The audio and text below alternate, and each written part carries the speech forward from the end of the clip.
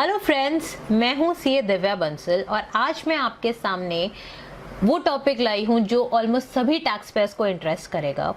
जैसा कि 27 GST council meeting और 28 जीएसटी काउंसिल मीटिंग में कहा गया था कि रिटर्न के फॉर्मेट को बहुत आसान किया जाएगा ताकि हर एक टैक्स पेयर इसको आसानी से भर पाए। पर अब जब 1 साल हो गया है जीएसटी को आए हुए और लोगों को फेमिलियरिटी भी हो गई है जीएसटी रिटर्न से, क्या इसको दोबारा से चेंज करना चीजों को आसान बनाएगा या उसको और कठिन करेगा? अब जब सभी टैक्स पेयर, सभी अकाउंटेंट, सभी प्रोफेशनल यूज्ड टू हो गए थे रिटर्न फॉर्मेट से, मंथली रिटर्न्स किस तरह से जानी थी, जीएसटीआर 1 कैसे जानी थी, 3B कैसे जानी थी, अब उसके बाद एकदम से ही नेक्स्ट ईयर में फिर से चेंज आ जाएगा, फिर से नया पैटर्न ऑफ रिटर्न आएगा। वो कितना टेक्निकली साउंड होगा, कितना उसको लोग अडॉप्ट कर पाएंगे, कितना एरर फ्री रहेगी वो स्कीम, ये देखने वाली बात रहेगी। अब हम इस अपनी वीडियो में आज डिस्कस करेंगे कि कितनी तरह के रिटर्न्स जाएंगी, किस प्रकार से रिटर्न्स जाएंगी और क्या क्या उसमें पेक्यूलियर फीचर्स हैं जो हमें ध्यान रखना होगा। पर इससे पहले अगर अभी तक आपने मेरे चैनल को सब्सक्राइब नहीं किया है तो दोस्तों प्लीज मेरे चैनल को सब्सक्राइब कीजिए, साथ ही मुझे फेसबुक पेज पे फॉलो कीजिए और मुझे ट्विटर और लिंक्डइन पर फॉलो कीजिए ताकि आपको जीएसटी के अपडेट्स मिलते रहे रेगुलरली। इस रिटर्न फॉर्मेट में हमारे पास बेसिकली 2 टाइप की कैटेगरी है। पहली जो मंथली रिटर्न्स फाइल करेंगे और दूसरी जो क्वार्टरली रिटर्न्स फाइल करेंगे। पर ध्यान दे दोस्तों कि दोनों ही केसेस में टैक्स पेमेंट जो होगी वो आपकी मंथली ही होगी। यानी टैक्स पेमेंट तो आपकी कोई भी कैटेगरी हो वो मंथली होगी, लेकिन जो रिटर्न जाएगी आपकी सप्लाईज की वो आपके पास ऑप्शन है कि आप उसको मंथली फाइल करो या क्वार्टरली फाइल करो। अब इसमें ऑप्शन आता है कि मंथली फाइल किसको करनी है। हर एक पर्सन को मंथली रिटर्न फाइल करनी है, पर कुछ ऐसे कैटेगरी है जिनको एक्सक्लूड किया गया है, यानी उनके पास ऑप्शन है या फिर कुछ केसेस में उनको टोटली एक्सक्लूड ही किया गया है कि उनको क्वार्टरली रिटर्न्स के लिए ही ऑप्ट करना पड़ेगा या उनकी स्पेसिफाइड रिटर्न्स के लिए जाना होगा। ऐसे कौन से पर्सन हैं? पहला जो स्मॉल टैक्स पेयर्स हैं, दूसरा जो इनपुट सर्विस डिस्ट्रीब्यूटर हैं, तीसरा जो कॉम्पोजिशन डीलर्स हैं, चौथा जो टीडीएस काटेंगे या टीसीएस भरेंगे, नॉन रेजिडेंट रजिस्टर्ड पर्सन है। इन 6 लोगों के अलावा बाकी सभी लोग जो होंगे उनको मंथली रिटर्न फॉर्मेट में ही जाना होगा। अब सवाल उठता है कि स्मॉल टैक्स पेयर कौन है? जिन लोगों की टर्नओवर 5 करोड़ तक है उनको हम स्मॉल टैक्स पेयर मानेंगे और जिनकी 5 करोड़ से ज्यादा हो जाएगी वो बिग टैक्स पेयर की कैटेगरी में आके ऑटोमेटिकली मंथली फॉर्मेट में आ जाएंगे। अब एक बात आती है निल रिटर्न की। मैंने अपनी पिछले वीडियो में जो 28 काउंसिल मीटिंग की हाइलाइट्स को बताता है उसमें एक बताया था कि हमें एक सुविधा मिलेगी कि निल रिटर्न यानी जिस पर्टिकुलर टैक्स पीरियड में मेरी कोई आउट लायबिलिटी नहीं है, कोई इनपुट सर्विसेज नहीं है, कोई टैक्स पेमेंट वगैरह नहीं है, उस केस में मुझे रिटर्न भरने की जरूरत नहीं होगी। सिंपल एक मैं एसएमएस भेजूंगी और वो एक एसएमएस माना जाएगा कि मैंने रिटर्न भर दी है। यानी एक ये बहुत अच्छा पॉइंट बताया गया है काउंसिल द्वारा। फिर बात आती है कॉन्टिन्यूअस अपलोडिंग ऑफ इनवॉइसेस। अब ये एक जो फीचर है ये बहुत महत्वपूर्ण है। अभी के टाइम पे हम लोग ये चीज को नहीं फॉलो कर रहे हैं, ना ही ये हमारे पोर्टल पे फैसिलिटी दी गई है। पर जैसे ही ये नया फॉर्मेट इंप्लीमेंट किया जाएगा उसमें कहा गया है कि सप्लायर जैसे जैसे ट्रांजैक्शन करेगा वो चाहे तो वैसे वैसे इनवॉइसेस अपलोड कर सकता है पोर्टल पे, और जैसे ही वो पोर्टल पे इनवॉइस अपलोड करेगा रेसिपिएंट वो इनवॉइस को देख सकता है। एज ऑन डेट आप उसको जीएसटीआर 2A में देख पा रहे हो, पर बाद में इसको इनवर्ड एनेक्सर के नाम से बोला जाएगा जहां पर रेसिपिएंट उन इनवॉइसेस को देख पाएगा।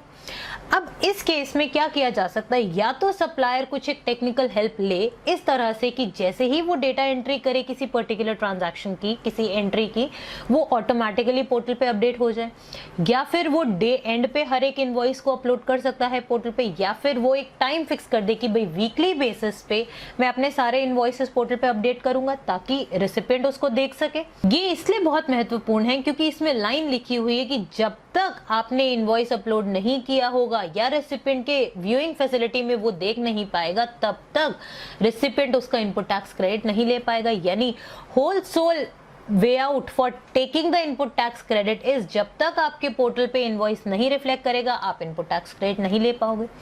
इसमें अगर देखें तो कहीं ना कहीं थोड़ी सी कंप्लायंस बढ़ गई है कि बार बार ही सप्लायर को इनवॉइस अपलोड करना पड़ेगा। अगर वो नहीं करेगा तो रेसिपिएंट के लिए हेडेक बढ़ गई है। क्यों? क्योंकि उसको बार बार फॉलो अप करना पड़ेगा। अब आते हैं अगले पॉइंट पे कि ड्यू डेट कब है, कि कब तक आपको इनवॉइसेस अपलोड करने हैं और कब तक आप क्रेडिट ले सकते हो। इसमें कहा गया है कि अगर आप देखेंगे, सपोज करो मेरे अप्रैल मंथ चल रहा है और मई में उसकी रिटर्न जानी है 20 मई तक। अब जो अप्रैल में इनवॉइस कटा है वो 2 इनवॉइसेस कटे हैं। पहला इनवॉइस सप्लायर ने 5 मई को अपलोड कर दिया था पोर्टल पे, लेकिन दूसरा इनवॉइस उसने 15 मई को अपलोड किया। तो रेसिपिएंट क्या कर सकता है? क्या दोनों ही इनवॉइसेस के वो टैक्स क्रेडिट ले सकता है या कौन से इनवॉइस का लेगा? जितने भी इनवॉइसेस 10 तारीख तक अपलोड हो गए आपके पोर्टल पे, यानी 10 तारीख तक आप जितने इनवॉइसेस देख पाओगे उतने ही इनवॉइसेस का आप क्रेडिट कैरी फॉरवर्ड कर सकते हो उसी मंथ में, अदरवाइज आप नहीं कर पाओगे। अगर हम इस एग्जांपल को देखते हैं, यहाँ पे उन्होंने कहा है कि आपके पास 2 इनवॉइस थे अप्रैल के। पहला इनवॉइस आपका 8 मई को अपलोड हुआ, दूसरा इनवॉइस आपका 15 मई को अपलोड हुआ। अब जो आपका 8 मई को अपलोड हुआ है इनवॉइस, उस इनवॉइस की तो आप इनपुट ले सकते हो अप्रैल रिटर्न में, लेकिन जो 15 मई को हुआ है उसका आप मई के रिटर्न में लोगे, यानी 20 जून से पहले आप क्रेडिट लोगे उसका। इसका मतलब ये हो गया कि इनवॉइस अपलोडिंग जो हो गया ये आपका बहुत महत्वपूर्ण स्टेज हो जाएगा इस नए प्रपोज्ड जीएसटी रिटर्न फॉर्मेट्स में।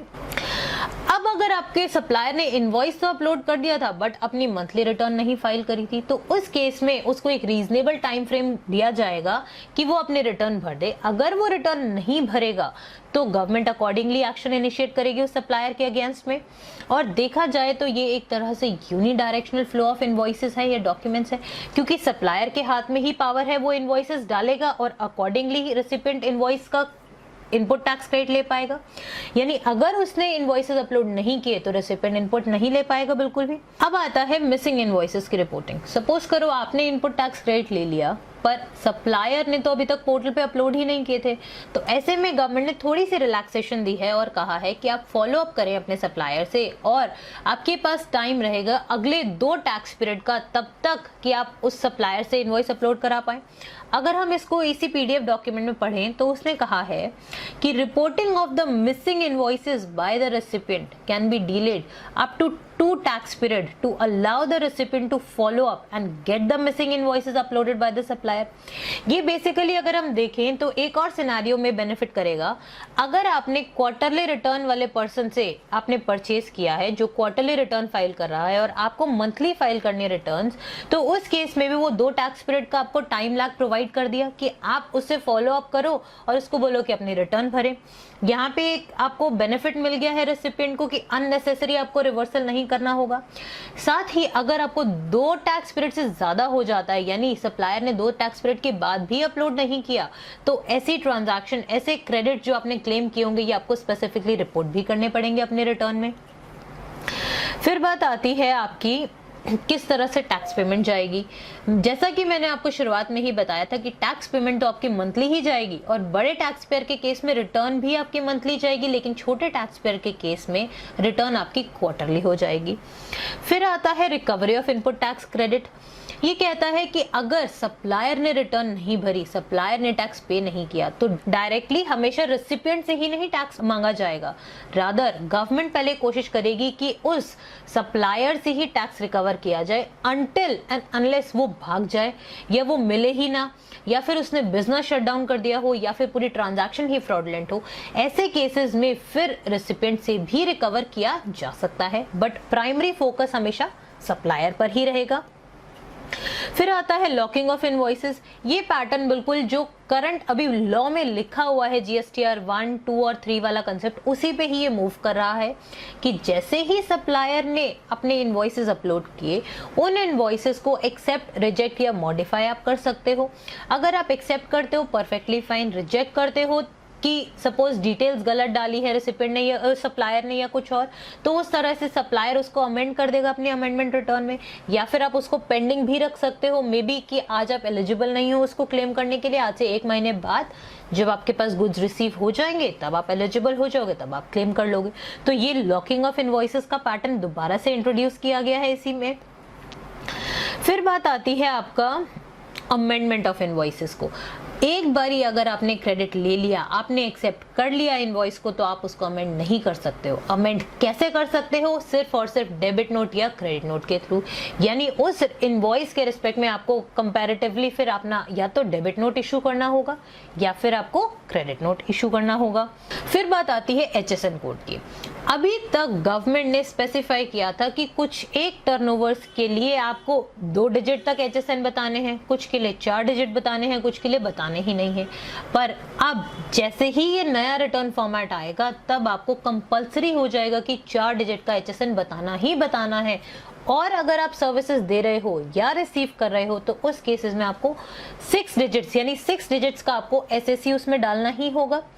गुड्स के केस में 4 डिजिट और सर्विसेज के केस में 6 डिजिट्स का SSC कोड जाएगा आपका। फिर आता है पेमेंट ऑफ मल्टीपल लायबिलिटी। अब ये बहुत इंपॉर्टेंट है, क्यों? क्योंकि सपोज कीजिए कि आपकी अप्रैल मंथ की लायबिलिटी थी, आपने 1 लाख टैक्स पे कर दिया था, बट बाद में आपको रियलाइज हुआ कि मेरी तो 1,20,000 की लायबिलिटी थी। अब ये आपने डिस्कवर किया सितंबर मंथ में, तो अब आप सितंबर मंथ की जो लायबिलिटी होगी उसके साथ ही वो जो एडिशनल 20,000 होगा वो भी आप पे करोगे।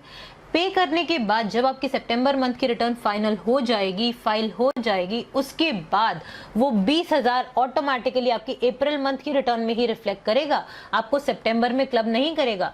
ये प्रॉब्लम आज के दिन में बहुत ज्यादा फेस की जा रही है, क्योंकि 3B में अगर आप टैक्स पेमेंट कर भी देते हो तब भी आप स्पेसिफाई तो नहीं कर पाते कि ये पुराने मंथ की है या करंट मंथ की है। तो ये प्रॉब्लम दूर हो जाएगी आपकी कि आपने जैसे ही पे किया उसको सितंबर मंथ में और स्पेसिफाई कर दिया कि इतना क्वांटम यानी 20,000 का क्वांटम मेरा अप्रैल से रिलेट बैक कर रहा है, तो सितंबर की रिटर्न फाइल होते ही वो ऑटोमेटिकली अप्रैल में क्लब हो जाएगा और आपकी लायबिलिटी 1,20,000 ही रिफ्लेक्ट करेगा अप्रैल में। फिर आता है अमेंडमेंट रिटर्न का कंसेप्ट। ये बोलता है कि कोई भी अगर आपको इनवॉइस या कुछ और डिटेल्स आपको अमेंड करनी है तो आप अमेंडमेंट रिटर्न के जरिए कर सकते हो। किसी भी टैक्स पीरियड की मैक्सिमम 2 रिटर्न्स अलाउड हैं और ये 2 रिटर्न आप कब तक भर सकते हो? ये रिटर्न आप भर सकते हो बाय अगले साल की सितंबर या फिर एनुअल रिटर्न की जो डेट होगी विच एवर इज अर्लियर। यानी अगर मैं फाइनेंशियल ईयर 18-19 की बात करूं, इसमें कोई भी टैक्स पीरियड से अगर जुलाई की बात की जाए यानी जुलाई 2018 की अगर मुझे अमेंडमेंट रिटर्न फाइल करनी है तो वो मैं मैक्सिमम सितंबर 2019 की जब रिटर्न जाएगी या फिर जो मेरी एनुअल रिटर्न जाएगी, उन दोनों में से जो भी अर्लियर डेट होगी उससे पहले ही मुझे अमेंडमेंट रिटर्न फाइल करनी होगी और मैक्सिमम मैं जुलाई पीरियड की 2 ही अमेंडमेंट रिटर्न फाइल कर सकती हूँ। साथ ही एक और क्लॉज आया है कि अगर अमेंडमेंट रिटर्न में आपकी 10% से ज्यादा लायबिलिटी ऊपर या नीचे होती है तो उस केस में आप पे लेट फीस भी इंक्रीज लगाई जा सकती है, जो भी प्रिस्क्राइब की जाएगी उस समय। अब अगर आपकी लायबिलिटी बढ़ती है अमेंडमेंट रिटर्न में तो आप अकॉर्डिंगली अमेंडमेंट रिटर्न के साथ उसको पे कर सकते हो विद रिक्वायर्ड इंटरेस्ट। बट अगर आपकी लायबिलिटी कम होती है तो उस सिनेरियो में क्या? तो जो आपकी लायबिलिटी कम होगी वो ऑटोमेटिकली कैरी फॉरवर्ड हो जाएगी नेक्स्ट मंथ में, यानी नेक्स्ट मंथ में जो भी लायबिलिटी होगी उसमें जितना आपको टैक्स पे करना होगा वो ऑटोमेटिकली अमाउंट कम हो जाएगा क्योंकि आपने पहले से ही ज्यादा पे कर रखा होगा गवर्नमेंट को। तो ये भी एक बहुत अच्छा पॉइंट है, फेवरेबल पॉइंट है एसएससी के लिए। फिर आता है आपके पास एक्सपोर्ट्स का केस। इसमें बोलता है कि शिपिंग बिल की डिटेल्स आप चाहे तो रिटर्न फाइल करते समय डाल दे या फिर उसके बाद भी आप डाल सकते हैं। जैसे ही आप डिटेल डालोगे तभी वो कस्टम से लिंक होगा और अकॉर्डिंगली आपका रिफंड अगर बनता है तो रिफंड जनरेट होगा या फिर लिंकेज रहेगी आपकी बेसिकली। फिर आते हैं हम लोग सस्पेंशन ऑफ रजिस्ट्रेशन में। अभी तक लोगों को ये डाउट था कि अगर मैंने आज कैंसिलेशन के लिए अप्लाई किया है तो क्या उसके बाद भी मुझे रिटर्न भरनी पड़ेगी जब तक एक्चुअल कैंसिलेशन नहीं हो जाता। इसी बात को सिंप्लीफाई करने के लिए कहा गया है कि अगर आपने कैंसिलेशन के लिए अप्लाई किया है उस केस में आपको रिटर्न भरने की या इनवॉइस अपलोड करने की कोई जरूरत नहीं है till the time you are actually getting a cancellation letter from your PO. That means आपकी एक्चुअल में रजिस्ट्रेशन कैंसिल हो गई है। ये एक बेनिफिशियल पॉइंट है एसएससी के लिए। अब आते हैं हम क्वार्टरली फीचर्स में। क्वार्टरली फीचर्स किसके लिए होगा? जिनका टर्नओवर अप टिल 5 करोड़ होगा, यानी वही ऑप्ट कर सकते हैं क्वार्टरली रिटर्न्स के लिए। पर टैक्स पेमेंट तो ध्यान रखिएगा कि वो मंथली ही जाएगी और वो पेमेंट डिक्लेरेशन फॉर्म के थ्रू जाएगी।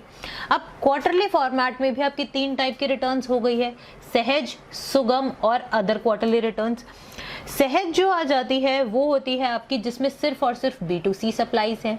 सुगम होती है जहां पे B2B एंड B2C सप्लाई आती है। अगर आप इन दोनों से बाहर आना चाहते हो तो आप क्वार्टरली रिटर्न भर सकते हो। क्वार्टरली रिटर्न आपकी बेसिकली मंथली रिटर्न के जैसी ही है, पर आपके पास जो फीचर्स थे मिसिंग इनवॉइस के, आपके पेंडिंग इनवॉइस के, रिजेक्शन के, एक्सेप्टेंस के, वो आपको फीचर्स इसमें नहीं मिलेंगे, क्योंकि काउंसिल का कहना है कि आप छोटे टैक्स पेयर हो, आपको इन सब चीज़ों से थोड़ा फ्री किया जाए, आपके लिए कॉम्प्लेक्सिटी थोड़ी कम की जाए, इसलिए आपको ये ऑप्शन नहीं दिया जाएगा। बट आप एनुअल रिटर्न में तो आपको ये सारी बातें बतानी होंगी कि आपने कितने रिजेक्ट किए, कितने का इनपुट नहीं लिया या कैसे लिया, वो सारी चीज़ें आपको बतानी रहेंगी।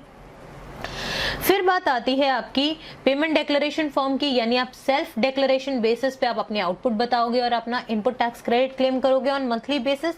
लेकिन रिटर्न तो आपकी क्वार्टरली ही जाएगी, चाहे वो सुगम में जाए, चाहे वो सहज में जाए, या फिर किसी और तरह की क्वार्टरली रिटर्न में जाए। HSN इसमें भी 4 डिजिट का और SAC 6 डिजिट्स का ही रहेगा। अब दोस्तों किस तरह से रिटर्न फॉर्मेट होंगे या कैसे वो रिटर्न एक्चुअल में फ्लो करेगी, वो सारा इसी PDF डॉक्यूमेंट में है। आप उसका लिंक मेरे डिस्क्रिप्शन बॉक्स में देख सकते हैं। आप चाहें तो ये सारे पॉइंट्स को दोबारा रीड करके उसके साथ अकॉर्डिंगली जो जो रिटर्न के कनेक्शन है वो भी आप देख सकते हैं। उम्मीद करती हूँ कि आपको मेरी ये वीडियो अच्छी लगी होगी। आप इसी तरह मेरे चैनल को देखते रहिए। धन्यवाद।